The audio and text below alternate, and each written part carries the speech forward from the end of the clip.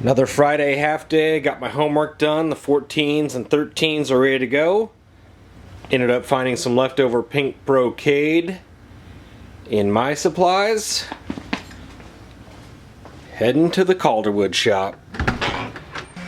The storms this week did a number on the town, so Bill was running on a generator for a few days. Random extension cords everywhere. He's doing layout and sanding the Taikos. Once he cuts the bearing edges, I'll be able to oil the insides.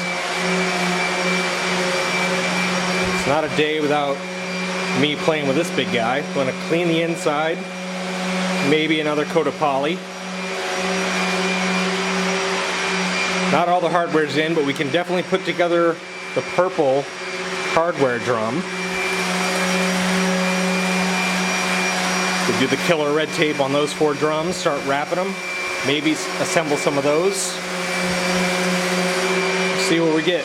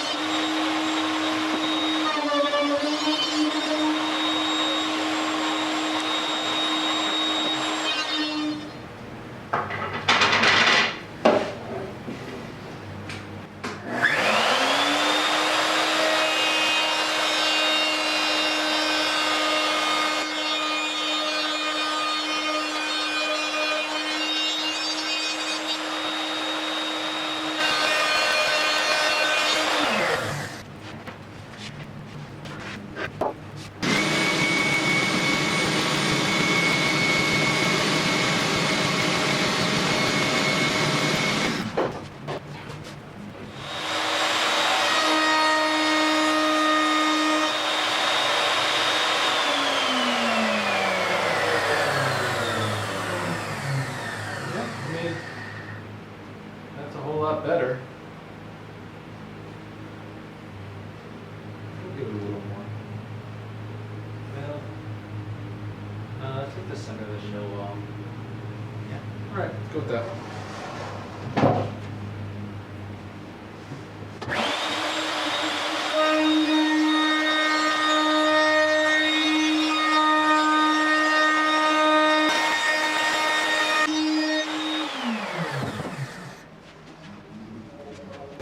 Seems pretty good. I mean, there's the seam, but that actually held together fine, so that's cool. Take a rasp and just roll that over a little bit. Alright, well, cool. Yeah, so I'll do the other side.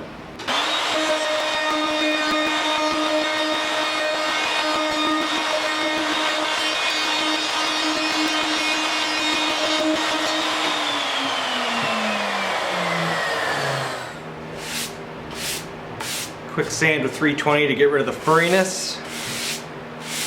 We'll poly the inside and the outside.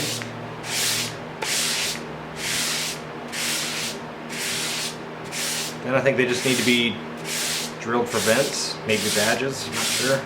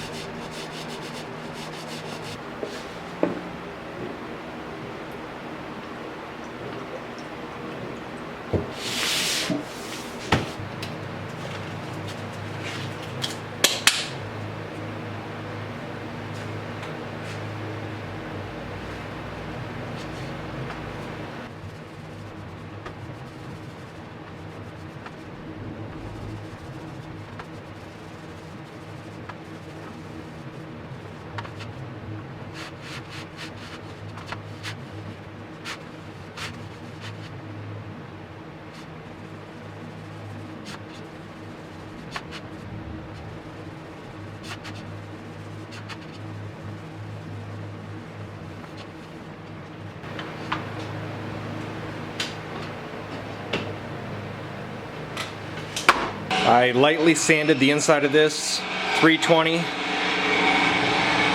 Wiped it down, acetone, and single coat of poly inside. Should be enough, just seal it up. You won't see it with the heads on. As long as that doesn't fall off of there. It's probably a bad idea. Once it dries, I'm gonna do another coat on the outside. It might be the last coat. Might be able to put lugs on her soon. Let's see what this guy's doing.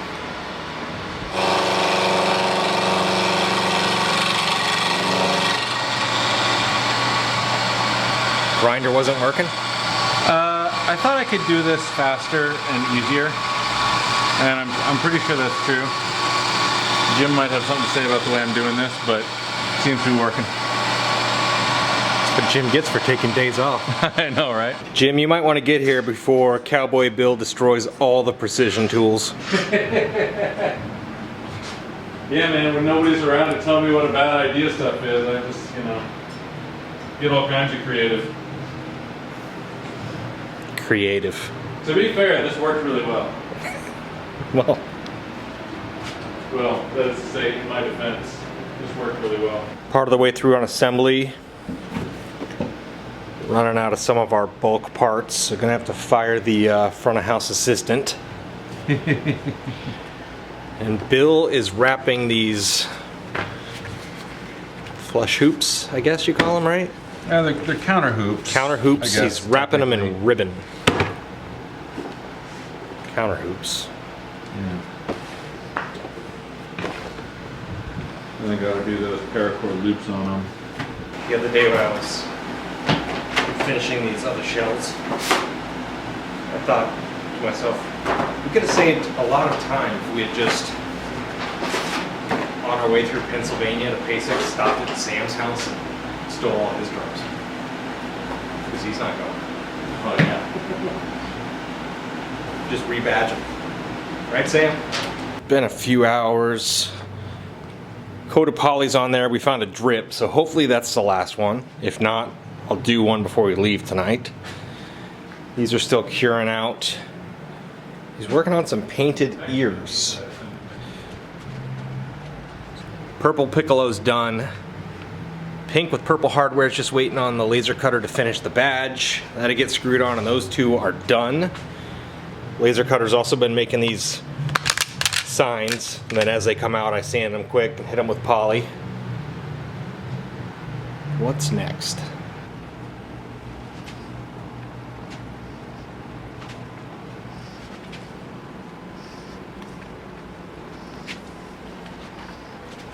Well, I need to replace this blade. if this gig doesn't work out, you can work at Joanne Fabrics. Alright. How many yards, sir? It's killer red tape. It's good stuff. It is good stuff. Putting the seam underneath the throw off. So you cut your fabric wider. The one time I did it, I cut it bang on. Yeah, I like to have it wide so if I don't get the alignment right, I can, I'm not screwed. Then I just trim it up with a razor. Okay, that'd be interesting to see. Trim it with a razor and then you cauterize it with the lighter. Yeah.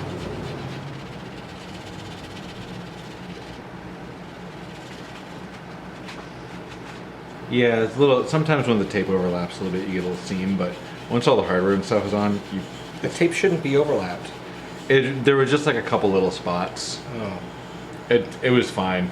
I've almost never gotten one without overlap. I was actually pretty surprised with those piccolos that you did. That there was no overlap at all. Let's pull it back a little bit. That's what OCD buys you. Yeah, right. Well, when we go back and press it down, that'll flatten out some. And then, like I said, on top of that, the centered lugs are gonna distract from that quite a lot. And then my method for burning out all the holes. Now we'll find out. My goal in life is to give away all your secrets with the internet, so. Pretty free with that stuff anyway.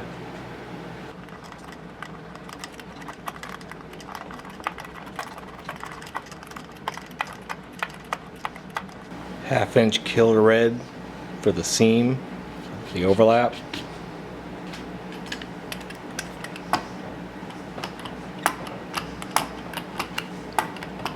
Like a day at the spa.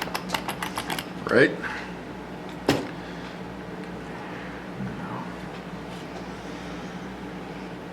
It's always, you know, I'm gonna get a new blade. It's always making my butt pucker a little bit, but so far it's pretty much worked.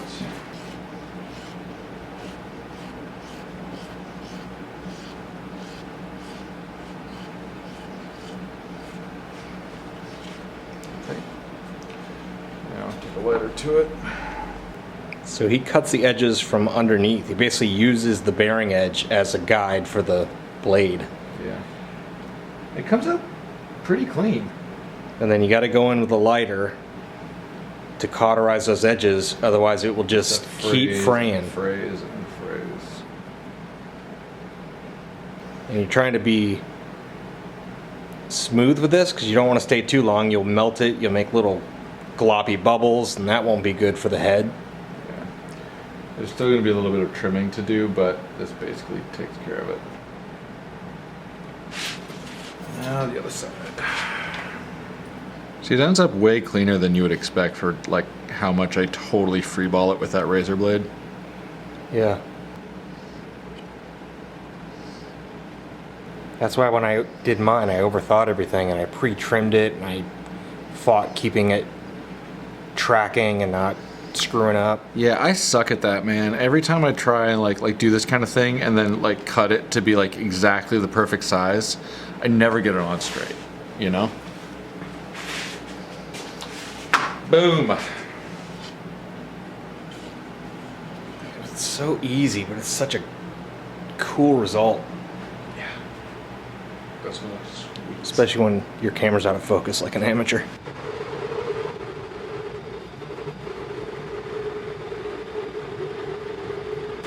I'll go back from the other side and clean them up.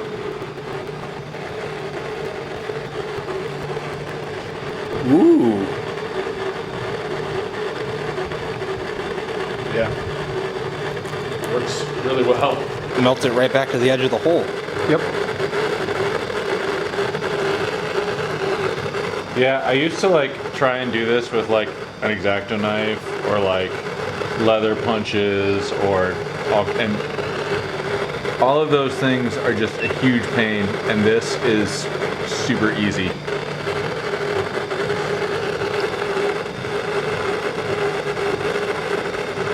Even better if the moron that drilled the holes did it right. I mean, that's preferable, but you know. They were large enough 2 days ago. They shrunk. That's what she said. It's fraying again. I burned that, but Yeah. Yeah, this fabric frays like crazy, like more than the other brocades.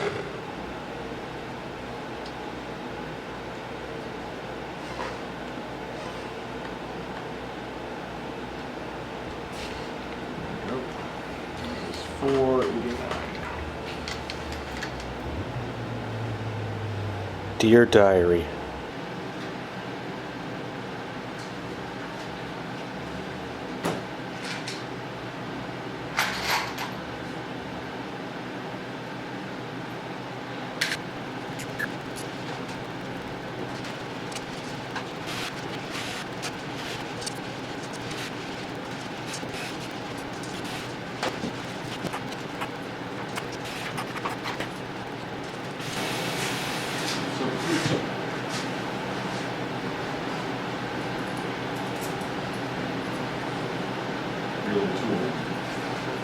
I used to have one in pink. You're right. I did. I think my daughter commandeered that. Yeah, I saw yours and I was like, oh man, that's great for getting like inside of drum shells. Yeah, it is. I totally forgot that that is a thing that I own and my daughter just like.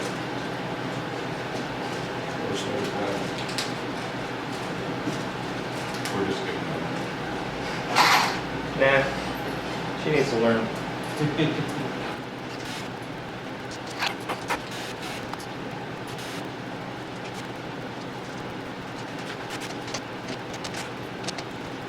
Packing it in for the night. I didn't get done with this one. Snares still need to go on. These 2-inch tension rods are too long. A couple are bottoming out. 1 5/8 were too short. They were just kissing the top of the lugs. We need 1 3/4. Don't have any here. I gotta check my stock at home. We do have a DFD order in, but it probably won't get here till mid-week, if not late week. Bill did get another one wrapped. That leaves 2 to wrap and 7 to assemble. And this one to assemble. We want to get this one out, shipped to the customer next week before leaving for PASIC. We're taking the big bass drum, taking the rope drums, taking all these drums, the Nakers, the Tabor, the Crescent. Picking up a trailer for a gig tomorrow that I don't want to do. Last gig of the season, baby. Finally.